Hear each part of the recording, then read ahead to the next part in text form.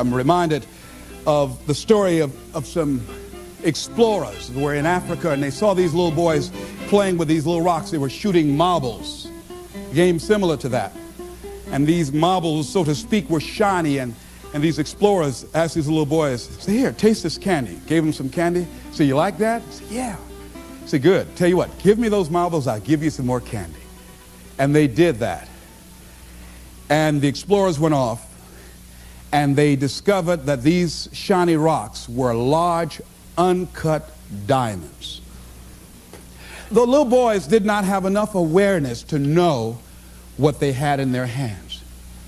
And many of us are like that. Many of us have genius within us. We have ideas that we use it for the company. We put in long hours, 60, 70 hours a week for the company store. We'll break our backs for the company. But when it comes to us, when it comes to using our genius in our own behalf, taking a chance with our own creativeness, acting on our own dreams and ideas, somewhere along the line we get paralyzed. We find some reason not to do it. Oh, I did that. I'm not as good as they are. I don't have their education. I felt inferior because I'd never had a college education. So I felt inferior. I thought people with college education were the most intelligent people in the world. And I felt inferior and intimidated by them. So I wouldn't want to speak before people that had more education than I did. What? Come on, Les, you can do that. Oh, no, I can't. Les, you're a good speaker, man. You can just communicate with people, period. Well, I'm not, there's just some things I just don't know. And can I pass? Get somebody else. I got a friend, man. This guy has a master's degree. He's real good. Get him. But I'm not the one to come speak to that group. See, I didn't know what I had in my hands. And fortunately, I had somebody around me who saw what I had and was willing to work with me until I could see it too. See, that's what many times we have to have.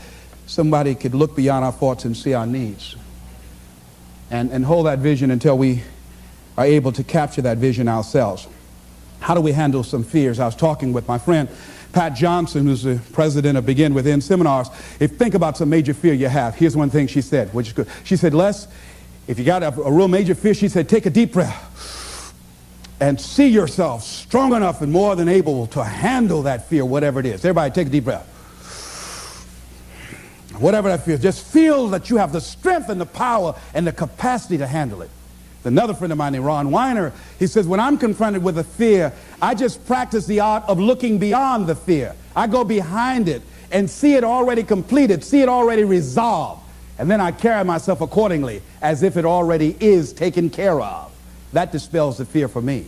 Another friend of mine by the name of Jack Wilson said, when I experience fear, I think about when I was in Vietnam and what I handled back then, and I look at what I'm dealing with right now, and the fact that I survived that, the fact that I had other kinds of situations that were close calls, or that I was overwhelmed with fear, and I came through it, then I look at this and says, this is nothing here. And we've all had that experience, what Jack had. How many of you had some situations that you were in that you were overwhelmed with fear? You didn't know how you're going to come out, how you're going to survive, and you did. You survived and you didn't die. Raise your hand if you survived, all right? So what you got to do, whatever that was, whatever that state of consciousness, whatever that self-confidence that you had, however you stood up within yourself, here's what we know, you survived.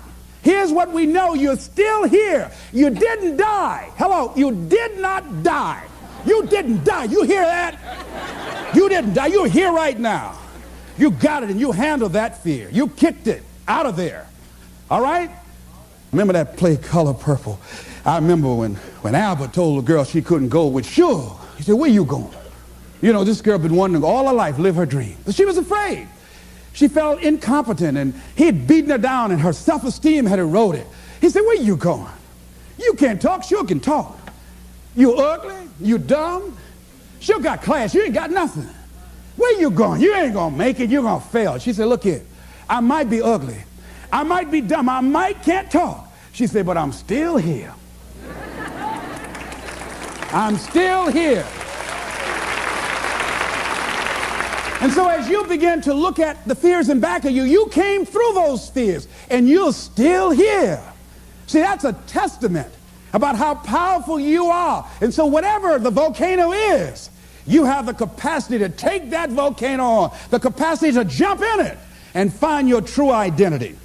Here's another thing that keeps a lot of people from taking on the volcanoes and jumping into the challenges that they're confronted with: the fear of making mistakes or not feeling good enough. Guess what? You're going to make some mistakes. You're going to make a lot of mistakes. Guy said this, and it's true. He said, the person who has never made a mistake hasn't done anything. If you're going to make some mistakes, if you want to do something out here, you're going to fall flat on your face. You're going to be criticized when you come out into the arena called life. You're going to feel awkward and stupid and dumb sometimes. It goes with the territory. But it's okay. What's important is that you bring your stuff out here. Are you good enough? Prepare yourself. See, there's no substitute for competency. A positive attitude won't get it. Being enthusiastic won't get it. So you got to prepare yourself. You've got to develop yourself. You've got to practice. You've got to work. You've got to do your homework. You've got to do your research. See, a lot of people have a yes, I can attitude, but a no, I can't aptitude. And competency builds confidence. And confidence feeds into competency. See, the better you become, the more confident you feel. And the more confident you feel, the better you want to become. You realize that you have no ceiling. That you can better whatever you've done so far. You can go beyond that. You don't become cocky and arrogant, feeling that you've already arrived, as most people have. And that's why they've settled for less than what they rightly deserve in life. Because they feel they have arrived, and they say, well, I can rest now. I can rest on my laurels now. I've made it. No. As long as you're breathing, you've got some more work to do. There's something else for you to achieve. The publisher of USA Today said that unless you've made some major mistakes in life, you haven't started living yet. So a lot of people, if you've never made any major blunders, made some major mistakes, lost some serious money, taken some serious risk, you haven't started living yet. You don't call that living. Not rocking the boat, going through life quietly, tiptoeing safely to an early grave. No. You got to take some chances. You want to bring some adventure to your life. Repeat after me, please. I will develop myself. Sharpen my skills.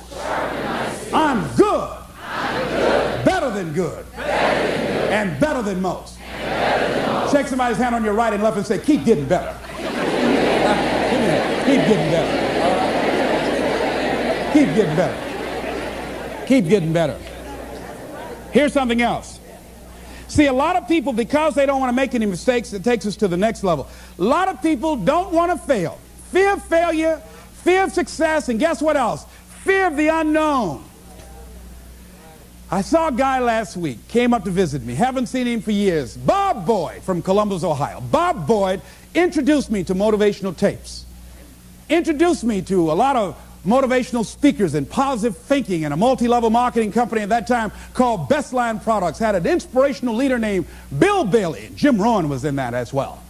And so Bob Boyd, that folded. But here's what about Bob Boyd. Well, I was interested in seeing Bob last week that drove up from Columbus. Bob Boyd, that I know has been involved, personally I know, and I've been involved in business deals with him. Bob has had at least 30 failures that I know. 30 business failures since I've known him, since 1972. Incredible. So I wanted to hear this deal that Bob was bringing me. Les, I've got to talk to you. So he came in the traditional Bob Boyd fashion. Hello, Les, how you doing? I said, fine, Bob. I wanted to know if Bob had lost in his fire, steam, had life beaten his dream out of him. Bob said, Les Brown, I've got a deal. You know, you get exposure to a lot of people. Man, I've got a deal. I'm thinking, does he want me to join Amway? What is this? Man, I've got something going. Man, this thing, man, Les, it's a money machine. I said, tell me about it, Bob. But here's what was going on in my mind. Bob didn't mention anything about all the losses, deals we'd lost some money on. It never came up in conversation. It was like, this is the first deal he ever brought me. I said, what courage. You know what Winston Churchill said? You know what Winston Churchill said about courage, Pat? He said, courage is the ability to go from failure to failure without losing enthusiasm.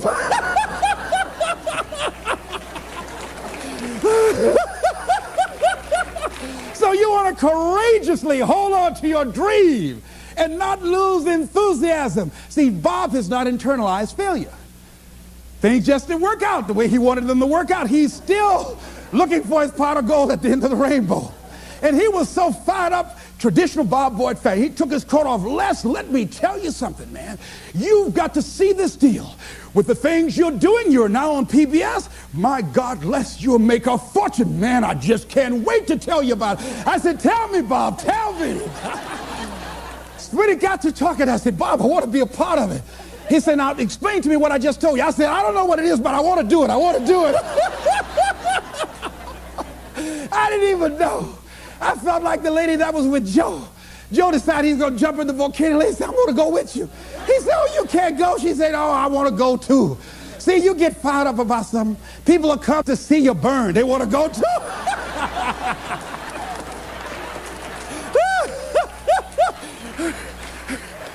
So I like the fact that Bob has not lost his fire.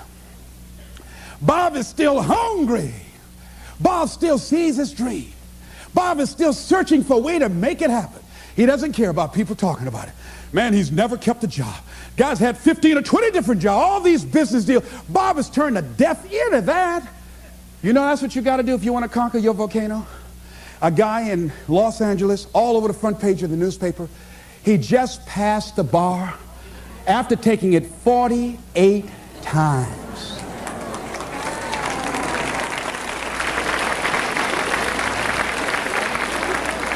That bar was his volcano. He had more than enough reason and excuses not to take it. His son has a law firm. He could have been a legal assistant, a clerk. And people all of a sudden used to laugh at this guy. He was a laughing stock. Are you taking the bar lately? Can you imagine what they did to this dude? You know what that guy there is? Man making a career taking the bar. But by the way, he need to make a career to pass it. People will do that too. You know, people talked about John Kennedy Jr. failing the bar. Did you read in the newspaper that he passed? Yeah. I didn't see that, but did they make a bigger deal about him passing as they did when he failed? No, you know why? People like to see you fail. They like to see that. People are like that. I don't know why it's set up like that. I was on the expressway, traffic was jammed up. You know what was happening? It was an accident. But people pull over to the side to get out of their car to go look, to see somebody else's suffering. That's why talk shows are so popular. So people like to hear other people's misery, get it caught up in that. Then they go magnify it in their own lives because that's all they focus on. I better not catch you going to any accidents here. Bob Boyd went to conquer his volcano like that gentleman who decided it doesn't matter how many times I fail. I'm going to courageously pursue it. I don't care what people say. I don't care what they think. This is something that I want that gives my life meaning and value. You got a volcano like that in you somewhere. There's something. See, at some point in time, all of us have seen our destiny. I was 6 years old, man by the name of Reverend Ed Graham, a Mount Zion Baptist Church in Miami. I was 6 years old right before Christmas. My mother was ill. We had no food in the house. And this tall, strapping man around 6'1" came to the door with a food basket in his hand. And he says, hello, is this the Brown family? My mother said, yes. I understand that you have 2 sons and a daughter and that you have no food. Yes, I'm from Mount Zion Baptist Church, and around Christmas time we pass out food baskets to needy families. Take the basket in behalf of the church and have a nice Christmas. And when he walked out, I said, oh boy, I'd like to be like that man. And I went to his church and I used to watch him speak, and tall and powerful and dynamic speaker, such eloquence. One of his favorite people was the poet Kipling, who wrote, if you can keep your head when all about you are losing theirs and blaming it on you. What eloquence he had. And I said, oh, I would hunch Wesley. I said, Wesley, I like to be like Reverend Graham. Boy, he's powerful. A friend of mine, Mildred Singleton, my former fiance, she was with a school outing. But we're still good friends. She is y'all always dipping in my stuff, but anyhow. Somebody say, I'll take you, it's all right. But she was on a school outing, and they took her to a hospital, and she was in the operating room watching from a distance. And she saw someone working or doing eye surgery, and she says, that's what I want to do. She's just a teenager, and today she's an ophthalmologist. All of us have seen our destiny at some point in time, and we decided not to listen. We decided to ignore it and say, no, that's not for me. Life came in and slapped us side the head, and we stopped dreaming anymore. Bigger Thomas said, the impulse to dream has been slowly beaten out of me through the experience of life. And that's what causes many of us to give up on our volcano. The experiences and the challenges, the defeats, the disappointments, and the failures of life, that we decide to prematurely throw in the towel on ourselves, or to sell out on our true potential, sell out on living our dreams, feeling that we're not good enough, not wanting to make any mistakes, particularly if you're raised with a great deal of criticism. So you've got to be willing to prepare yourself and do the best you can, take your best shot, and let the chips fall where they may. And so as you begin to look at people become afraid of success because they feel they're not good enough, they can't handle it, the responsibility is too big. I've been there. And when you feel that way, you begin to unconsciously work against yourself to make sure that you don't get it. You begin to sabotage your own potential in a variety of ways, through procrastinating, through not taking care of business, not giving reports on time, not spending your time wisely, squandering your time looking at a lot of idle television, or spend all your time lamenting and complaining about how bad things are, using your energy negatively rather than positively, complaining rather than producing. That's what we do when we're afraid of really making it. And when you're afraid of the unknown, when you're afraid to take that leap, when you're afraid to venture out there, that's a real challenge. I'm reminded about a little boy. Two little guys were out playing on some ice that was supposed to have been solid. And one of the little boys stepped on a thin area of the ice and fell in a hole. And as he began to start thrashing in the water, he began to move with the undercurrent to other areas of the ice, and his friend was there trying to help him, beating, hitting the ice, trying to save his friend. And he panicked, and he looked just a short distance away, and there was a tree, and he went and he ripped a branch off, and he came back trying to get his buddy out, and he just took the best he could and started scraping around the ice to make a circle. And when he did, he started beating on it and beating on it, and there all of a sudden the ice began to crumble, and he was able to pull his friend out to safety. When the paramedics finally got there, they saw what had happened, how thick the ice was. He saved the little boy's life, but what baffled them, they looked at the branch, and they looked at this little scrawny guy and said, how did he do this? It's impossible. They just went beating around the ice to see how thick it was, hearing the thumping sound. Said, how did he do that? I mean, it was a miracle that he was able to just take that branch and go around, make a circle, and beat the ice and pull him through. He's just too small. It's just impossible. And an old man standing around, hearing the conversation, stepped forward and said, I can tell you how he did it. He didn't have anybody here to tell him he couldn't do it.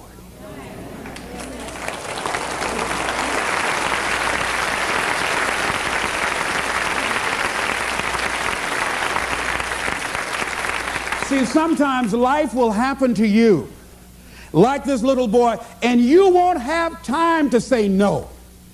You won't have time to think that you can't do it. The only time you will have is to act, to take the leap of faith and believe that everything is going to be all right. Take that leap of faith, trust yourself, and know within yourself that everything's going to be all right. But aren't there some guarantees you can give us, Les? Yes. What is that? You're going to die.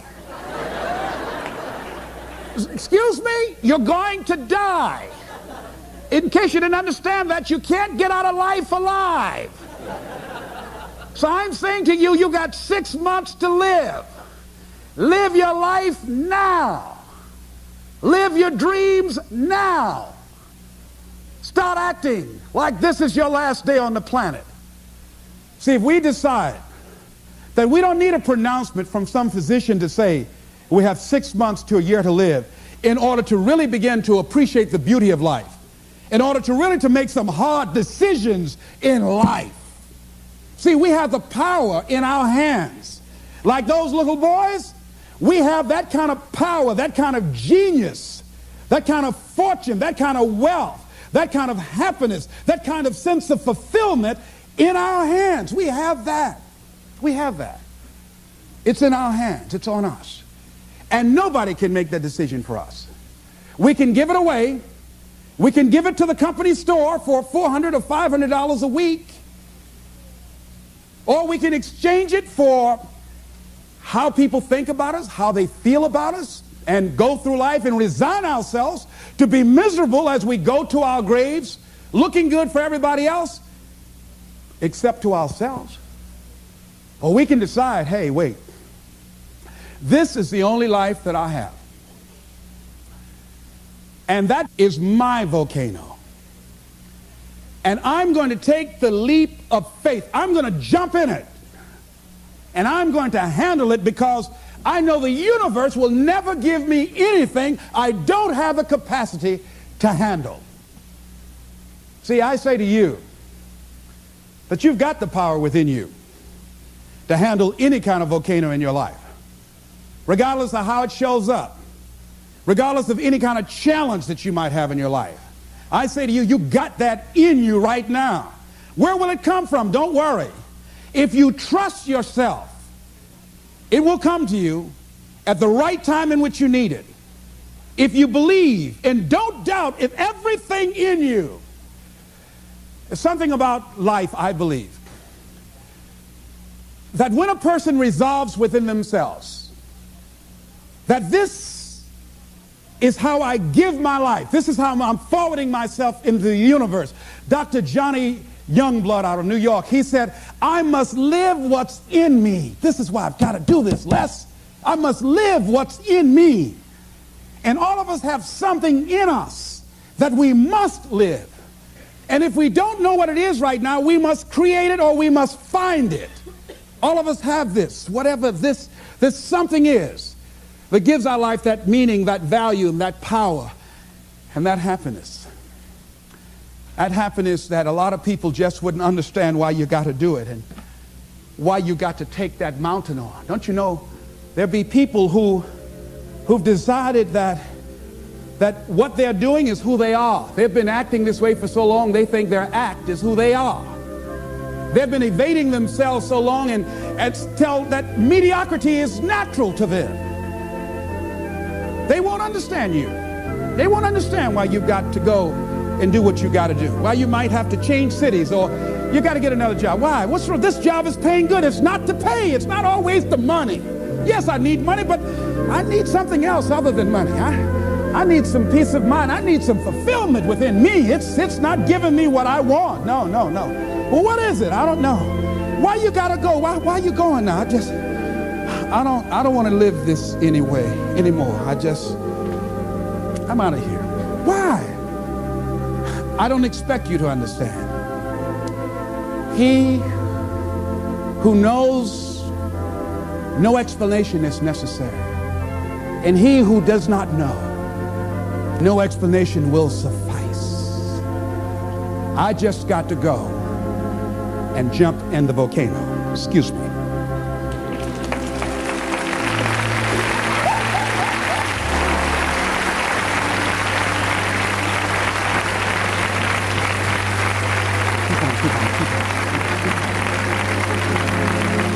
So I say, design your life so that it makes sense to you. It might not make sense to anybody else, but it makes sense to you. That's what's important. It makes you happy. It gives you that sense of joy. It brings back alive the little boy or the little girl in you. It helps you to have some special joy that other folk just won't understand. Go get your volcano.